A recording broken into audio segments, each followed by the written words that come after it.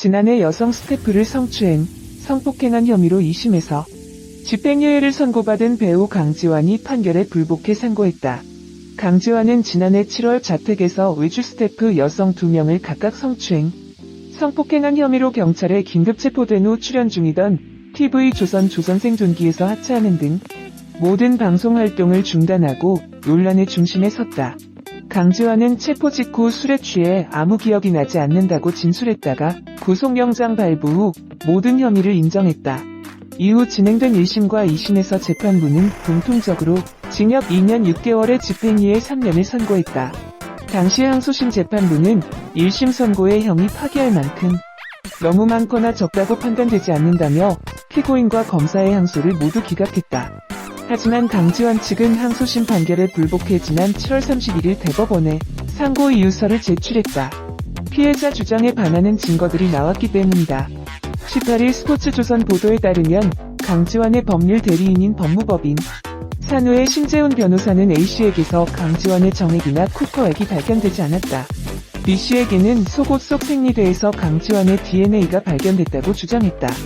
이어 우리는 B씨가 샤워 후 강지환의 의류와 물건을 사용하는 과정에서 DNA가 옮겨갔다고 판단하고 있다며 실제 추행을 했다면 생리대뿐만 아니라 B씨의 속옷이나 강지환의 양측 손에서 상대방의 DNA가 발견돼야 하는데 실제로는 검출되지 않았다고 강조했다.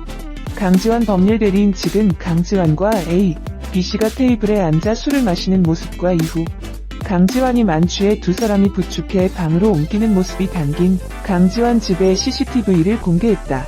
또한 검찰에 의해 사건 발생 시각으로 특정된 오후 8시 30분 무렵 피해자들이 지인들과 나눈 카카오톡 대화를 언급하며 피해자 측의 진술을 의심하고 있는 상황. 하지만 1심까지 피해자 측 국선 변호인을 맡았던 법무법인 규장각의 박지훈 변호사는 아주 직접적인 신체 접촉을 하는 경우 DNA가 안 나오는 경우가 있다면서 DNA가 발견되지 않았음에도 재판부가 2심까지 판결을 내린 바탕에는 강지환의 중간간 및 중강 재추행 혐의에 합당한 부분이 있던 것이라고 반박했다. 양측의 주장이 엇갈리고 있는 가운데 강지환의 성폭행 혐의는 대법원 판결로 결정된다. 사건 발생 이후 약 1년 만에 내려질 최종 판결에 관심이 모이고 있다. 한편 1977년생으로 올해 나이 43세인 강지환은 지난 2002년 뮤지컬 로키 호러쇼로 연기 생활을 시작. 영화는 영화다, 드라마 경성 스캔들, 쾌도, 홍길동 등 다수 작품에 출연하며 대중에게 얼굴을 알렸다.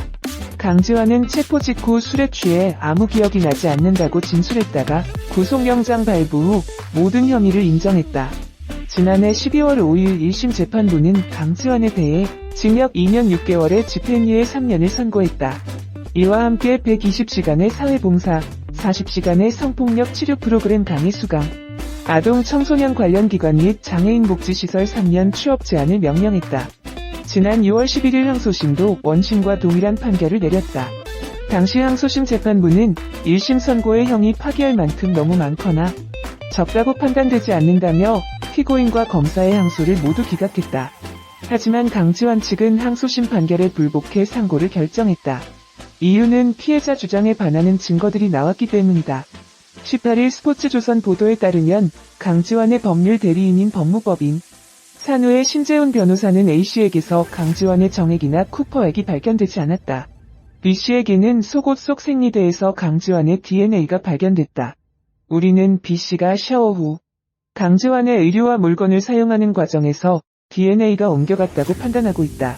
실제 추행을 했다면 생리대뿐만 아니라 B씨의 속옷이나 강지환의 양측 손에서 상대방의 DNA가 발견돼야 하는데 실제로는 검출되지 않았다라고 말했다.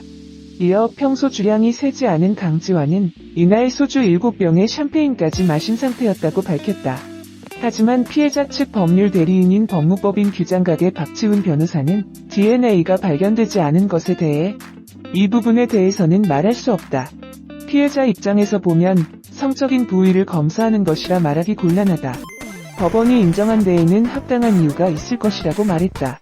또한 재판 과정에서 증거로 제출된 강지환 집 CCTV 영상에 따르면 피해자 A씨, B씨, 강지환은 술자리를 즐겼고 강지환이 술에 취하자 A씨와 B씨가 강지환을 부축해 방으로 옮겼다. 다른 피해자의 카톡의 지인은 이거 진짜면 기사감이야, XX 크크크라고 반응하기도 했다.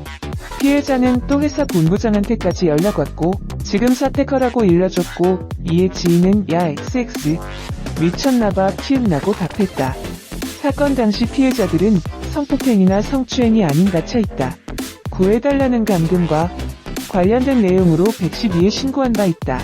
또한 강지환의 자택에서는 전화가 터지지 않았다고 주장한 바 있다. 이런 증거들에도 불구하고 강지환이 사건 초기 혐의를 인정하고 사과문을 발표한 이유에 대해서도 해명했다. 앞서 강지환은 지난해 7월 9일 경기 광주시 오포 자신의 집에서 촬영을 돕던 여성 스태프 2명과 술을 마신 뒤 이들이 자고 있던 방으로 들어가 한 명을 성폭행하고 다른 한 명을 성추행한 혐의로 사건 당일 경찰에 긴급 체포됐다. 지난해 여성 스태프를 성추행, 성폭행